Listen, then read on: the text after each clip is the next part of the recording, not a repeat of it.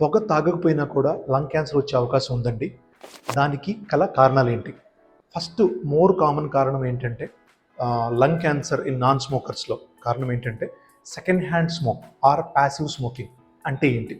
ఇప్పుడు మీరు పొగ తాగట్లేదు, కానీ మీ పక్కన ఉన్న వాళ్ళు కానీ, మీ ఫ్యామిలీ మెంబర్ కానీ, రిలేటివ్ కానీ, ఫ్రెండ్ కానీ స్మోక్ చేస్తుంటే మీరు పక్కన ఉన్నారు చాలా సంవత్సరాల పాటు, చాలా నెలల పాటు ఉంటే తప్పనిసరిగా మీకు కూడా క్యాన్సర్ వచ్చే అవకాశం ఉంది.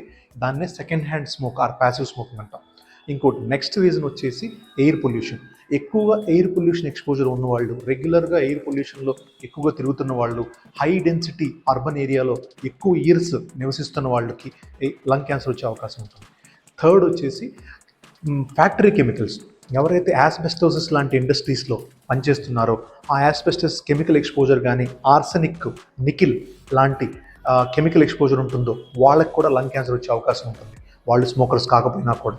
4, కోల్ వర్కర్స్. ఎవరైతే కోల్ వర్కర్స్ ఫ్యాక్టరీస్లో కానీ కోల్లో పనిచేస్తూ ఉన్నారో వాళ్ళకు కూడా క్యాన్సర్ వచ్చే అవకాశం ఉంటుంది. ఈ 4 మెయిన్ రీజన్స్ వల్ల మీరు పొగ తాగకపోయినా కూడా లంగ్ క్యాన్సర్ బారిన పడే అవకాశం ఉంటుంది. మనం నెక్స్ట్ వీడియోలో లంగ్ క్యాన్సర్ మనకి ఉన్నదా లేదా అనటానికి మీకు ఏ ప్రాబ్లమ్స్ ఉంటాయి, ఏ సిమ్టమ్స్ ఉంటాయి అనే విషయాలు తెలుసుకుందాం.